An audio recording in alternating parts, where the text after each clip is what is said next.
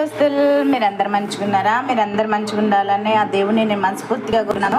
పిల్లలు బడికి వెళ్ళొచ్చిరా, నాకు చేస్తుర్రు. నేనైతే ఒకటి ఇన్స్టాగ్రామ్లో చూసిన, అదే ట్రై చేస్తున్నా. దానికి సంబంధించిన ఈ తొక్కు దాంట్లోకే అదే చట్నీ. ఇది అయితే మనము రోడ్ సైడ్ బండ్ల మీద దొరుకుతుంది, చిన్న పునుగులు, చిన్న బజ్జీలు, దాంట్లోకి ఇస్తారు కదా, ఆ టమాటా చట్నీ నేను చేసి చూపిస్తాను. మీకు నచ్చినట్టయితే ట్రై చేయండి.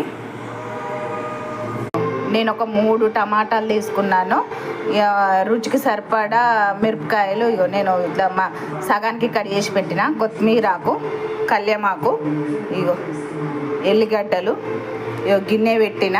ఇప్పుడు మనం ఇవి కట్ చేసుకున్నవన్నీ ఒకటెనుకొకటి టమాటాలు, పచ్చిమిరపకాయలు, కళ్యామాకు, కొత్తిమీరాకు,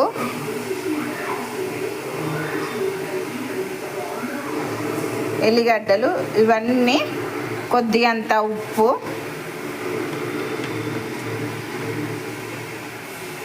మీరు ఎంత తింటారో అంత ఉప్పు వేసుకోరు, కొంచెం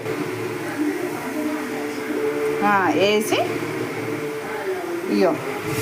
ఇవన్నీ మునిగిపోయేటట్టు నీళ్ళు పోసి ఇవి మంచిగా ఉడికియ్యూరి. మీకు ఇష్టమైతే కొంచెం జీలకర్ర వేసుకోర్రి. ఉండి లేనట్టు కొంచెం పసుపు.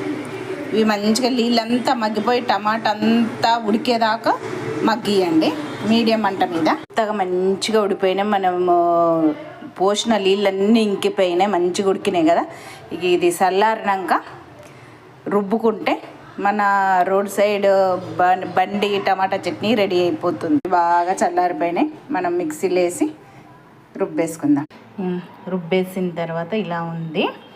మీకు ఇష్టమైతే పోసి పెట్టుకోర్రి, కానీ పోసి పెట్టుకోకుండా ఇట్లా తింటేనే ఈ చట్నీ టేస్ట్ చాలా బాగుంటుంది. ఈ వీడియో కనుక మీకు నచ్చినట్టయితే లైక్ చేయండి, షేర్ చేయండి, సబ్స్క్రైబ్ చేయడం మాత్రం మర్చిపోవద్దు. Please subscribe. థ్యాంక్ యూ దోస్తులు, బాయ్.